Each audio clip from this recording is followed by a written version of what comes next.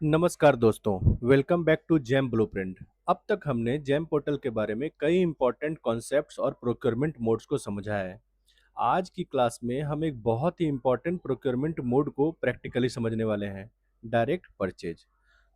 लेकिन दोस्तों एक इम्पॉर्टेंट बात पहले ही क्लियर कर लेते हैं। आज के इस वीडियो में हम सिर्फ प्रोडक्ट्स के लिए डायरेक्ट परचेज को समझेंगे। यानी अगर आपको जेम पर कोई प्रोडक्ट या गुड्स परचेज करना है तो डायरेक्ट परचेज का प्रोसेस क्या होगा, हम उसे स्टेप बाय स्टेप देखेंगे। सर्विसेज के डायरेक्ट परचेज की प्रक्रिया को हम इस वीडियो में इंक्लूड नहीं करेंगे। उसके लिए हम एक separate video dedicated to services के लिए अलग से बनाएंगे। तो अगर आप जेम पर प्रोडक्ट्स के बायर हैं, यह वीडियो आपके लिए बहुत ही यूजफुल होने वाला है। तो चलिए शुरू करते हैं। सबसे पहले समझते हैं कि डायरेक्ट परचेज क्या होता है। फ्रेंड्स, मैंने पहले ही इसके बारे में बहुत ही डिटेल्ड में प्रीवियस वीडियो में बता रखा है, बट फिर भी एक छोटा सा ओवरव्यू लेते हैं। जेम पर अप्लीकेबल रूल्स के अनुसार प्रिस्क्राइब्ड थ्रेशोल्ड तक, थ्रेशोल्ड लिमिट 50,000 जो है, वहां तक अवेलेबल जेम सप्लायर से रिक्वायर्ड क्वालिटी स्पेसिफिकेशंस और डिलीवरी पीरियड को मीट करते हुए परचेज किया जा सकता है। करेंट जो जेम पे रूल है 149, उसके अनुसार आप 50,000 तक गुड्स या सर्विसेज के प्रोडक्ट की प्रोक्योरमेंट को डायरेक्ट परचेस के माध्यम से प्रोक्योर कर सकते हैं। लेकिन आज तो हम पहले ही बता चुके हैं कि हमारा पूरा फोकस प्रोक्योरमेंट या गुड्स के प्रोक्योरमेंट पर रहेगा। डायरेक्ट परचेज करने से पहले बायर को अपनी रिक्वायरमेंट क्लियरली आइडेंटिफाई करनी चाहिए। रिक्वायरमेंट स्टार्ट में सबसे इंपॉर्टेंट चीज है रिक्वायरमेंट। देखिए इस स्लाइड में आपको क्लियरली समझ में आएगा कि रिक्वायरमेंट में डिस्क्रिप्शंस जो हमें चाहिए कि प्रोडक्ट क्या चाहिए, टेक्नोलॉजी कैसी होनी चाहिए। जैसे इस रिक्वायरमेंट में हम लेजर प्रिंटर को प्रोक्योर करने के बारे में आगे स्टेप बाय स्टेप देखने वाले हैं। तो इसकी रिक्वायरमेंट जो लेजर प्रिंटर की रिक्वायरमेंट में क्या क्या चीजें जरूरी होती हैं, ये फॉर एग्जांपल हम समझ रहे हैं। वो इस स्लाइड में हम आपसे डिस्कस कर रहे हैं लेजर प्रिंटर के लिए। देखिए printer technology, type of printing, availability of fax, ये सारी जो पॉइंट्स आप देख रहे हैं 1 to 14, ये गोल्डन पैरामीटर्स है। गोल्डन पैरामीटर्स अभी जब मैं वीडियो की तरफ चलूंगा, प्रोक्योरमेंट को दिखाऊंगा, तो वहां मैं क्लियरली बताऊंगा व्हाट इज गोल्डन पैरामीटर्स और इसका इफेक्ट आपके प्रोक्योरमेंट पे क्या हो सकता है। तो दोस्तों ये सारी रिक्वायरमेंट की जो इंटरनल बातें हैं, वो आपको बायर पहले से ही प्रोवाइड करा रखा होगा। देखिए बायर यहाँ दो तरीके के हो सकते हैं। एक तो वो बायर जो प्रोडक्ट को अपने ही ऑफिस के लिए सेल्फ यूज के लिए प्रोक्योर कर रहे हैं। दूसरा, कई एक डिपार्टमेंट्स में, बहुत सारे डिपार्टमेंट्स में प्रोक्योरमेंट विंग अलग होता है, मतलब उनका काम सिर्फ प्रोक्योरमेंट करना है। तो बायर क्या करते हैं, सॉरी यूजर क्या करते हैं, अपनी रिक्वायरमेंट को प्रोक्योरमेंट डिवीजन तक भेजते हैं। तो बाई करने से पहले, प्रोक्योरमेंट को अंजाम देने से पहले प्रोक्योरमेंट विंग को चाहिए कि वो रिक्वायरमेंट को बहुत थोरली गो थ्रू हो लें। अगर उसमें कोई मिस्टेक है या कुछ चीजें ऐसी हैं जो उसमें और होनी चाहिए, तो वो दोबारा यूजर के पास उसे भेज के उसे करेक्ट करवा सकते हैं। तो फ्रेंड्स अब हम चलते हैं पेज को लॉगिन करने के लिए। फ्रेंड्स, डायरेक्ट परचेज स्टार्ट करने के लिए मैंने जैम के ऑफिशियल वेबसाइट पे पहले लॉगिन कर रखा है। अब आगे बढ़ने से पहले मैं कुछ चीज़ें क्लियर कर लूँ या आपके साथ डिस्कस कर लूँ। क्या जैम पे किसी भी प्रोडक्ट, जितने भी प्रोडक्ट अवेलेबल हैं जैम पे, जिसकी वैल्यू 50,000 के नीचे है, क्या उन सबको हम डायरेक्ट परचेज के माध्यम से प्रोक्योर कर सकते हैं? जवाब है नहीं। फॉर एग्जाम्पल, मेरे को एक केस याद आ रहा है, कास्टिक सोडा लाई, एक केमिकल है। देखो कास्टिक सोडा लाई, ये जो Q2 है, क्वाड्रेंट 2, इसको मैं क्लिक करता हूँ। आप देखो यहाँ क्या लिख रहा है, note for buyers this is a bid only category. Means कि इस कैटेगरी के, इस प्रोडक्ट का प्रोक्योरमेंट सिर्फ बिड के थ्रू हो सकता है, डायरेक्ट या L1 प्रोक्योरमेंट के थ्रू नहीं हो सकता है। अब नेक्स्ट क्वेश्चन ये आता है कि क्या हम जैम पे सिर्फ 50,000 तक के प्रोडक्ट के लिए ही डायरेक्ट परचेज कर सकते हैं? No doubt GeM GFR rule 149 ये कहता है हमें कि 50,000 तक ही कर सकते हैं, बट क्यों ना इसे चेक करें। तो चलिए इसे हम अपने प्रोडक्ट के जो हमें सर्च करना है लेज़र प्रिंटर, जिसके लिए आज हम ये केस बना रहे हैं, हम उसी से आगे बढ़ते हैं। हमने सर्च बार में लेज़र प्रिंटर डाला, एंटर किया और देखो laser making machine, laser cutting machine जो हमारे लिए एप्रोप्रिएट दिखेगा हम उस पे जाएँगे। A four and legal size multifunction printer, this one is right. हम इस पे गए, इसे ओपन किया। अब देखिए तमाम यहाँ पे प्रोडक्ट्स हमें दिखने लग गए हैं। तो सबसे पहले तो बिड ऑब्लिक आरए पे अगर ये ऑटो चेक है तो इसको अनचेक कीजिए। इसका मतलब है कि ये आपसे बिड कराएगा। ये दूसरा option PSC proprietary article certificate, ये सब के बारे में बाद में देखेंगे। तो दोस्तों सबसे आगे बढ़ने से पहले, किसी भी प्रोक्योरमेंट पे आगे बढ़ने से पहले हमें सेलेक्ट कंसाइनी कर लेना चाहिए। देखिए मैंने आपको पहले भी बता रखा है कि डायरेक्ट परचेज और एल वन परचेज में आप मल्टी कंसाइनी ऐड नहीं कर सकते हैं, ना ही आप मल्टी आइटम्स को एक कार्ट में ऐड कर सकते हैं। सेम बात यहाँ पर भी ऊपर हेडिंग पे लिखी हुई है। चलिए हम क्वांटिटी स्टार्ट में डालते हैं 4, कि हमें 4 लेजर प्रिंटर चाहिए। हमने सर्च कर लिया। अ, देखिए अभी क्या है कि 4 क्वांटिटी के लिए जो सबसे लोएस्ट रेट दिख रहा है, सिस्टम ने हमें ऑटो में उसे ये बता रखा है। Canon inkjet colour A4 legal size के लिए ये 39,976 वाला प्रोडक्ट दिख रहा है। तो देखिए अभी आप जिस भी प्रोडक्ट पे देखेंगे 43 जो भी 50,000 के अंदर है उन सब में add to cart, add to cart, add to cart दिख रहा है, क्योंकि ये 50,000 के अंदर है। अभी अब देखिए आप, जैसे ही प्रोडक्ट 49,600 तक ऐड टू कार्ट दिख रहा है, 51,200 तक में ऐड टू कार्ट दिखना बंद हो गया। इसका मतलब है कि हम इस प्रोडक्ट को डायरेक्ट परचेज मतलब 50,000 से ऊपर का डायरेक्ट परचेज नहीं कर सकते। ठीक है, ये क्लियर हो गया। यहीं पे क्लियर कर दूं, लेकिन हम इसका चूंकि 50,000 से लेके 50,000 से ज़्यादा अमाउंट अप टू 10 लाख तक के लिए हम एलोन परचेज कर सकते हैं, वो इस प्रोडक्ट के लिए हम जा सकते हैं, वो आगे की वीडियो में देखेंगे। ठीक है, अब तीसरा क्वेश्चन आता है कि जैसा कि एल1 प्रोक्योरमेंट के वीडियो में मैंने बताया था कि 50,000 से लेके 10 लाख तक के प्रोडक्ट को जब हम एल1 प्रोक्योरमेंट के थ्रू प्रोक्योर करना चाहते हैं तो हमें 3 अलग-अलग ओईएम्स के प्रोडक्ट को कंपेयर करना होता है। डायरेक्ट परचेज में ये बाध्यता नहीं है, हमें कंपेयर करने की कोई ज़रूरत नहीं है। लेकिन क्या हम कंपेयर कर सकते हैं? हाँ, बिल्कुल हम कंपेयर कर सकते हैं। आप देखो यहाँ कंपेयर बटन पे क्लिक करेंगे एक, और मैंने ये भी कहा था कि 3 डिफरेंट टाइप ऑफ ओईएम्स होने चाहिए। देखिए यहाँ मैं दूसरा प्रोडक्ट डाल रहा हूँ एचपी का, सॉरी क्लिक हो गया, हाँ ठीक हो गया एचपी। अब आप देखो ये भी एचपी का है और ये भी एचपी का है, दो द प्रोडक्ट्स आर डिफरेंट, लेकिन दोनों के ओईएम कौन है? एचपी। तो कायदे से मैंने जो बोला था डिफरेंट ओईएम होने चाहिए, तो देखते हैं ये सेम ओईएम में क्या लिख के आता है। जैसे ही देखो मैं इस पे क्लिक कर रहा हूँ, क्या लिख के आ रहा है? Can not add to compare from same seller और सेम ओईएम। ये बात मैंने पहले क्लियर कर दी है, डिफरेंट ओईएम्स होने चाहिए। अब मैं आगे देखता हूँ, ये सीडब्ल्यूसी ये डिफरेंट मोड है, तो मैं इस पे क्लिक करता हूँ। देखो तीनों प्रोडक्ट नीचे ऐड हो गए हैं यहाँ पे। अब हम एक कंपेयर पे, इस पे कंपेयर पे जाते हैं। तो ये 3 प्रोडक्ट कंपेयर करना ये एल1 प्रोक्योरमेंट में जरूरी है, डायरेक्ट में नहीं। अगर आप डायरेक्ट में कंपेयर करके भी आगे बढ़ोगे, ऐड टू कार्ट करोगे तो ये कार्ट में ऐड हो जाएगा, लेकिन आप अपनी बेकार की एनर्जी और टाइम बर्बाद करोगे कंपेयर करने में। तो अ, हम क्या करेंगे कि इसको बैक आएंगे।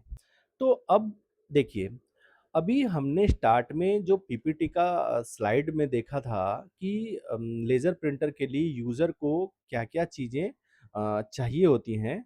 तो सबसे पहले हमने क्या किया, कंसाइनी पे गए।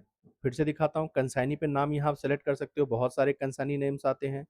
फिर यहाँ पे आप अपनी क्वांटिटी को इंटर करके सर्च करते हो, ठीक है? हमने ऑलरेडी सर्च कर रखा है। उसके बाद बात आती है, थोड़ा-सा स्लाइड नीचे करो, प्रोडक्ट का मेक मॉडल आप डाल सकते हो। ये है प्रोडक्ट स्पेसिफिकेशंस, मतलब जो भी आप ये गोल्डन कलर में दिख रहे हो, काइंड ऑफ आप गोल्डन कलर या ऑरेंज कलर जो समझना चाहो, ये सारे गोल्डन पैरामीटर्स हैं। ये डार्क ग्रे कलर ये गोल्डन पैरामीटर नहीं है, जो गोल्डन कलर या येलो कलर में है इसमें। देखो इस पे स्टार्ट में ये आपके पास कुछ इस तरीके से आएगा अलग-अलग। आप इस पे क्लिक करते हो, फिर आप इन दोनों में से ऑल कैटेगरी एक ही ऑप्शन है तो ये ऑटोमेटिक चेक्ड है। डिस्क्रिप्शन ऑफ स्टोर्स, देखो इसमें हमें जो रिक्वायरमेंट यूज़र ने दिया है वो ये लिख के दिया है। आप अगर शीट को पहले स्लाइड में जाके देखोगे तो हम इस पे चेक कर देते हैं। जेम की ये थोड़ी-सी दिक्कत है कि हर बार चेक करने के बाद आपको दोबारा इस पे दोबारा आना पड़ता है। प्रिंटिंग टेक्नोलॉजी हमने देखा था कि इंकजेट है हमारी रिक्वायरमेंट। तो इन सब जो भी यूज़र की रिक्वायरमेंट है, आप यहाँ से चेक कर सकते हो। हमें कलर चाहिए या ब्लैक एंड व्हाइट चाहिए, जो भी यूज़र की रिक्वायरमेंट है आप यहाँ से टिक करके चेक कर सकते हो। आप जो भी देखो आप सेलेक्ट कर रहे हो वो सब यहाँ पे एंट्री होता जा रहा है। हमने इंकजेट सेलेक्ट किया, हमने कलर सेलेक्ट किया एंड सो ऑन जो भी करोगे। फाइनली जो प्रोडक्ट यहाँ आपके सामने आएगा, सबसे ऊपर सारे प्रोडक्ट्स में जो सबसे ऊपर आएगा that is current L1। System हमें लोवेस्ट प्राइस वाले प्रोडक्ट को यहाँ पे दिखाता है। हम चाहें तो डायरेक्ट इसको ऐड टू कार्ट करके प्रोसेस आगे बढ़ा सकते हैं। लेकिन दोस्तों हमें वो प्रोडक्ट नहीं सेलेक्ट करना है जो सबसे सस्ता है। हमें वो प्रोडक्ट सेलेक्ट करना है जो हमारे रिक्वायर्ड स्पेसिफिकेशंस को मीट करता है।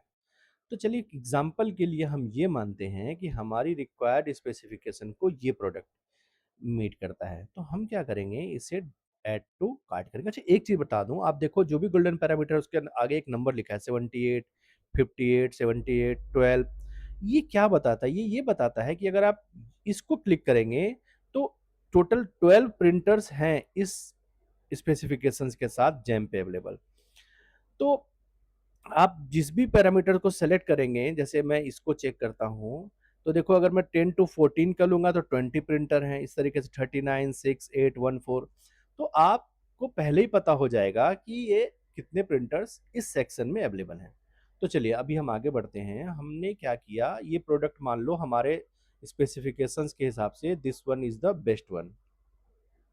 सॉरी उस पे गलती से टच हो गया है, मैं बैक हाँ, यहाँ भी ऑप्शन है, अगर आप वहाँ क्लिक करोगे तो यहाँ पे भी ऐड टू कार्ट पे आप चले जाओ, इसको ऐड टू कार्ट कर लो। अब यहाँ आपसे पूछता है आपको डायरेक्ट परचेज करना है या आपको बिड टू आरए करना है। तो दोस्तों हमारा मोड डायरेक्ट टू परचेज है तो हम डायरेक्ट टू परचेज पे क्लिक करेंगे। आप जैसे ही डायरेक्ट इसको करते हो तो आपसे एक बॉक्स को चेक कराता है कि हाँ जीएसटी चेंज हो गया है, आप उसको चेक कर लो, आप एक बार गो थ्रू लेना, इसको कंफर्म करते हैं। अब आप जैसे कंफर्म करते हो प्रोडक्ट जो है कार्ट में ऐड हो चुका है ऑलरेडी, तो ये यहाँ हमें दिख भी रहा है। अब अगर हम मान लो यहाँ तक आने के बाद हम बाहर निकल जाते हैं जैम से, लॉग आउट कर लेते हैं, तो हमें कहाँ दिखेगा परचेज? तो हमें ये शॉपिंग कार्ट में दिखेगा। जैसे आप शॉपिंग कार्ट में आते हैं आप देखो ये प्रोडक्ट यहाँ दिख रहा है। अब हम यहाँ से प्रोसीड टू चेकआउट पे क्लिक करेंगे। मैं पहले एक चीज़ क्लियर कर दूँ, सेम बात जो मैंने बताया था यहाँ पे भी टिक कर लो। पहले एक चीज़ बता दूँ कि आपको प्रोडक्ट को फाइनली परचेज करने से पहले कॉम्पिटेंट अथॉरिटी का एक अप्रूवल चाहिए, फाइनेंशियल अप्रूवल। वो आप पहले से ही अप्रूवल लेके रखना क्योंकि आगे इसकी ज़रूरत पड़ेगी। देखो जैसे ही कार्ट में आता है फ्रेंड्स, मैंने ये भी बताया था ये 10 डेज़ यहाँ लिख के आ रहा है। आपको 10 डेज़ के अंदर इस प्रोडक्ट को प्रोक्योर कर लेना है, अदरवाइज़ ये 9, 8, 7 इस तरीके से डे बाय डे नीचे की तरफ आता चलेगा। देखो यहाँ आप यूनिट रेट चेक कर लो, क्वांटिटी चेक कर लो, टोटल प्रोडक्ट वैल्यू चेक कर लो। अब हम यहाँ से अच्छा एक बात और बताता हूँ, अगर आप खुद के लिए प्रोक्योर कर रहे हो तब तो वेल एंड गुड है, आप समझ ही रहोगे कि हमें क्या खरीदना है। समटाइम्स क्या होता है कि यूजर ने जो इस रिक्वायरमेंट भेजी है वो डिट्टो मैच नहीं करता है जैम पे। फॉर एग्जांपल यूजर ने ये लिखा कि उन्हें पर every minute 200 pages print out चाहिए, बट जैम पे जो अवेलेबल प्रोडक्ट है वो 180 के लिए है या 220 के लिए है। तो ऐसे केस में या तो आप 180 सेलेक्ट करोगे या 220 पेजेस पर मिनट सेलेक्ट करोगे। फिर आप क्या करते हो कि इस जो आपने कार्ट में आइटम को ऐड किया है उसे आप भेजो यूजर के पास, इंड यूजर के पास। वो क्या करेंगे, इस एडेड आइटम को गो थ्रू करेंगे कि जो हमें रिक्वायरमेंट चाहिए वो मैच कर रहा है कि नहीं, या थोड़े बहुत इधर उधर हैं तो उनको चलेगा कि नहीं चलेगा इतना। तो वो अपनी टेक्निकल सुटेबिलिटी आपको प्रोवाइड कराते हैं कि item is technically suitable for purchase, तब आप आगे बढ़ सकते हो। तो दोस्तों यहाँ पे हम डायरेक्ट परचेज पे क्लिक करेंगे। जैसे ही डायरेक्ट परचेज पे क्लिक करेंगे, देखो रूल 149 का मैंने जिक्र किया था। ये कहता है कि आपने जो है रेट को कंफर्म कर लिया है अपने हायर अथॉरिटी से, तो यस हम करेंगे, आगे बढ़ेंगे। डिलीवरी इंस्ट्रक्शंस यहाँ डाल सकते हैं कि भाई आपको पैकेजिंग कैसे भेजनी है, एंड जो भी आपके डिलीवरी इंस्ट्रक्शंस हो आप यहाँ एंटर कर सकते हैं। साथ ही साथ आप यहाँ देखो, यहाँ मटेरियल ऑब्लिक जॉब का कुछ रेफरेंस नंबर आप डाल सकते हो। अब जो मेन बात है कि ये 15 डेज जो डिलीवरी डेट हमें शो हो रहा है, आप देख सकते हो, ये तो हमने डिलीवरी डेट कहीं इस प्रोक्योरमेंट में कहीं भी इंटर तो किया था नहीं, तो फिर ये 15 डेज सेल्फ कैसे आ गया? फ्रेंड्स, ये बहुत बहुत इंपॉर्टेंट क्वेश्चंस है जो कहीं ना कहीं आगे चल के आप लोग को दिक्कत देगा, तो अभी मैं इसको क्लियर कर दूं।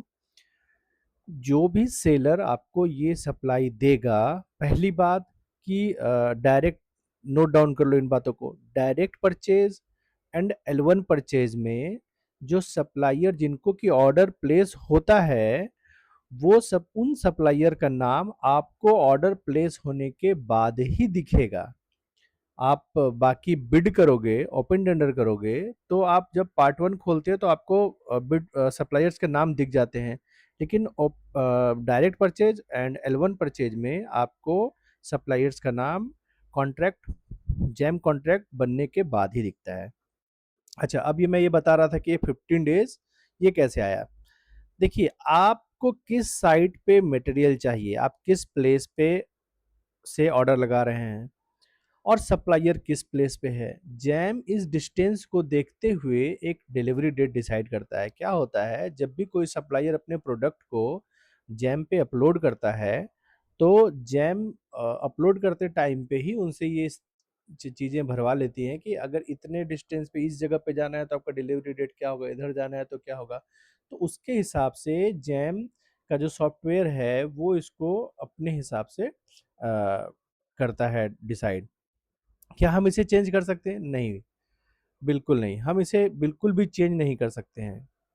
अच्छा, अब एक बात और कि अगर आप यहाँ पे देखो, परचेज रिक्वेशन नंबर मतलब अपना रिक्वायरमेंट का नंबर और डेट भी डालना चाहते हो, डाल के आप अपडेट कर दोगे तो आपके ऑर्डर में वो रिफ्लेक्ट करने लगेगा। फ्रेंड्स, एक बहुत इंपॉर्टेंट बात, दो हमने बहुत ही सावधानी से इस प्रोक्योरमेंट को आगे बढ़ाया।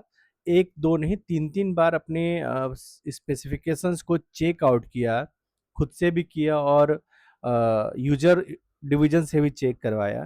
बट फिर भी 1% या 0.1% भी अगर मान लो चांस है कि हमने जो ऑर्डर किया है वो गलत हो गया है, तब भी फ्रेंड्स हमारे पास एक ऑप्शन होता है, ऑर्डर होने के बाद हम उसको कैंसल कर सकते हैं अपने कॉन्ट्रैक्ट को।